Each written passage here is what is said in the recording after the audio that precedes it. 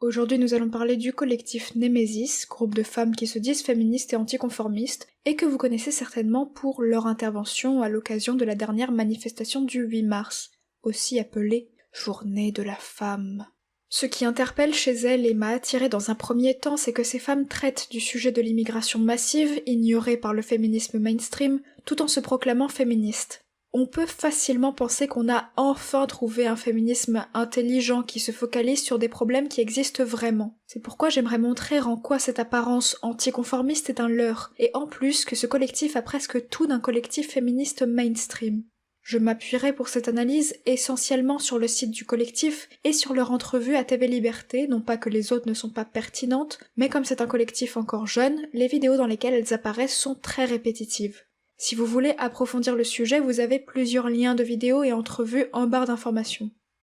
Tout d'abord, observons que les membres de Némésis opèrent un flou par rapport aux idées qu'elles défendent. Leur manifeste, accessible sur leur site, présente apparemment 3 grands objectifs.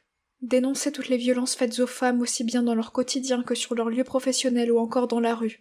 Dénoncer l'impact dangereux de l'immigration de masse sur les femmes occidentales afin que ce sujet devienne un débat public. Déjà, les 2 premiers objectifs n'en font qu'un seul, s'opposer à l'immigration massive, sachant qu'elles admettent que les violences sont commises en majorité par des hommes, je cite, non autochtones. Et pour chacun des objectifs, on a l'impression de phrases volontairement rallongées car sans grande consistance à l'origine. Elles disent les violences faites aux femmes aussi bien dans leur quotidien que sur leur lieu professionnel ou encore dans la rue. Sachant que le quotidien regroupe déjà lieu professionnel et rue, on vient ajouter à ça l'élocution aussi bien que et ou encore qui donne de l'ampleur au tout sans rien ajouter au fond. Et pour ce qui est du dernier objectif, promouvoir la civilisation européenne non pas comme ayant réduit les femmes au rôle d'objet mais comme le berceau de leur épanouissement. Là, on ne sait ni en quoi les femmes sont objectifiées, ni en quoi consisterait l'épanouissement féminin. Au final, on se retrouve avec un objectif majeur qui est l'opposition à l'immigration massive, et un objectif vague de promotion civilisationnelle. Sachant qu'un manifeste est censé donner envie d'adhérer à des idées et que la seule qui soit présentée clairement est l'opposition à l'immigration massive, et encore il n'y a aucun détail, nous sommes en droit de questionner l'intérêt du collectif. Certes, elles mènent des actions coup de poing pour reprendre leurs mots, ou contribuent à ce que des femmes questionnent leur féminisme, mais y a-t-il besoin d'un collectif pour ne traiter qu'une grande idée ? De plus, si le collectif repose presque entièrement sur l'opposition à l'immigration massive, je dis presque parce qu'elle traite tout de même d'autres sujets, nous nous attendons à une analyse définie et précise des questions traitées. Plus on restreint et plus on s'attend à attaquer les choses en profondeur. Or, le contenu de leurs idées est rempli d'imprécisions, voire de contradictions. Si dans le manifeste il est question d'une présente objectification de la femme occidentale, dans la foire aux questions, elle donne une affirmation mi-figue mi-raisin disant qu'on peut considérer ou non tel sujet, ici la GPA, comme moyen d'objectification des femmes. J'en conclus que cette question ne trouvera pas sa réponse auprès de ce collectif et continue de penser qu'il est inutile d'inclure dans le manifeste la prétendue réduction des femmes au rôle d'objet si aucune précision n'y sera jamais ajoutée. Pour une autre petite imprécision, mais qui a quand même son importance pour qui fait attention au sens des mots, elles se disent non conformistes dans leur présentation YouTube, mais anticonformistes sur leur site. Je veux bien que les 2 termes soient proches et compatibles, mais si on ne sait pas se définir soi-même clairement, comment pourrait-on définir clairement des problèmes extérieurs ? Je vous livre maintenant une autre imprécision et qui a déjà été évoquée lors de la lecture du manifeste. Nous sommes un mouvement féministe et nous avons en fait décidé de parler de sujets qui fâchent, mais qui sont nécessaires notamment pour le droit des femmes aujourd'hui. Elle parle de sujets qui fâchent au pluriel. Bon, je doute que ce soit un pluriel poétique ou un trait élégant de préciosité, je crois plutôt qu'il s'agit encore d'un étoffement artificiel pour donner du crédit à l'œuvre du collectif. Et que ce pluriel signifie plutôt « nous voulons cacher que nous ne tournons autour que d'un sujet ». Et je ne parlerai pas ici des fautes et maladresses qui jonchent les articles, je vous laisserai y jeter un œil vous-même. Finalement, même quand il s'agit de leur sujet de prédilection, les informations sont plus données que traitées. Je pense à l'article sur les viols de Rotterdam qui décrit seulement des faits pris dans un autre article sans analyse supplémentaire. Pour ce qui est d'autres articles, comme ceux sur l'affaire Mila ou les menaces de mort reçues par une conseillère régionale du Rassemblement national, les Némésis se contentent de réagir à la non-réaction des féministes mainstream.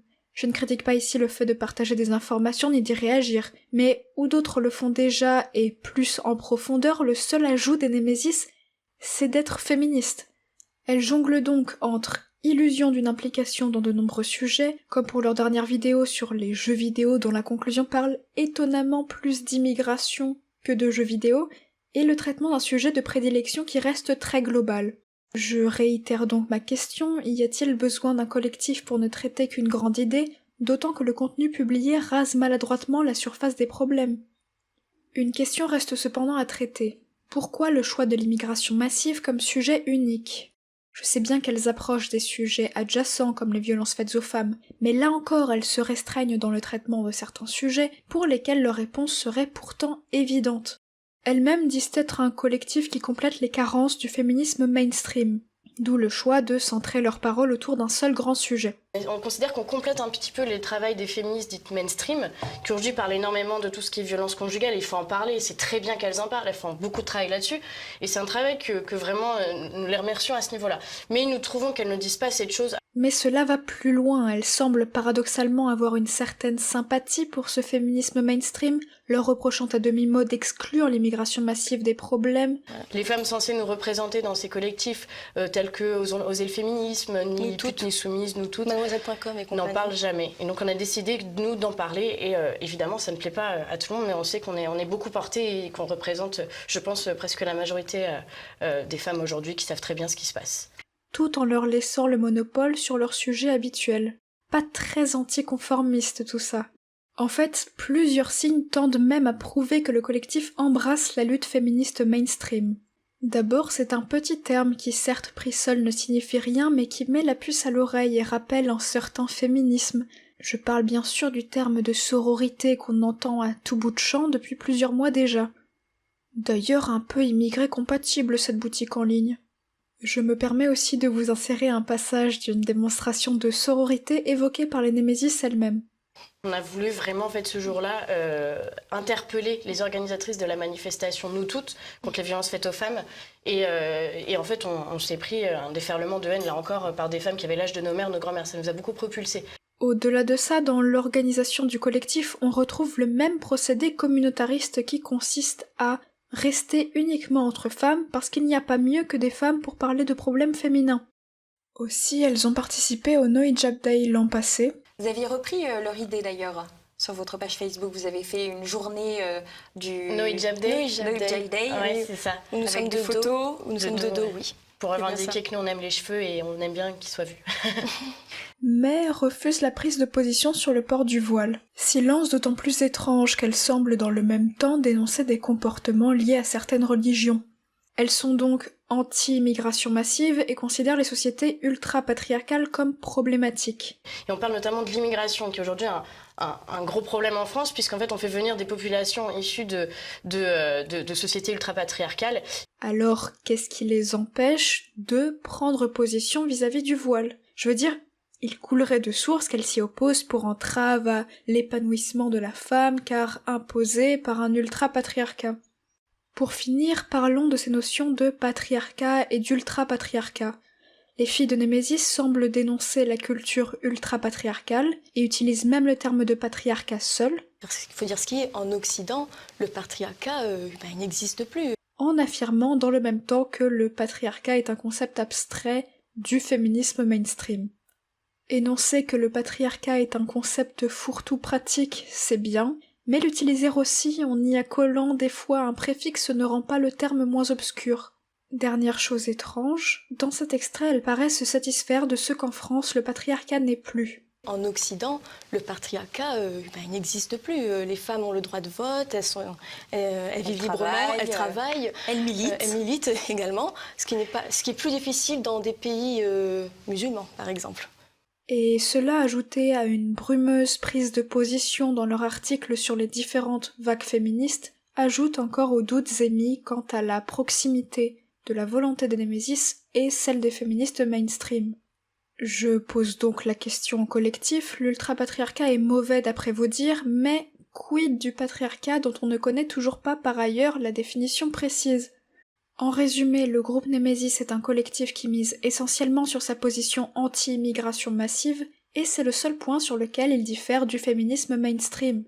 Autrement, les codes sont les mêmes et les connivences, d'un refus de prise de position comme pour le voile, au monopole volontairement laissé aux autres féministes sur leur sujet de prédilection, sont nombreuses. Alors, à partir du moment où il y a, je cite, autant de féminisme que de femmes, on peut tout justifier par le féminisme à l'unique condition d'être une femme. C'est pourquoi cette phrase seule, si elle était valable, invaliderait toute ma critique. Toutefois, si cette relativité sophistique est une ruse habile pour se défaire de critiques indésirées concernant leurs appuis féministes, elle permet tout de même de comprendre qu'il n'importe pas aux Némésis de définir clairement leur combat. Il n'est donc pas étonnant que ce collectif pas si anticonformiste soit un amas d'incohérences qui empruntent à la fois au féminisme dit identitaire et mainstream.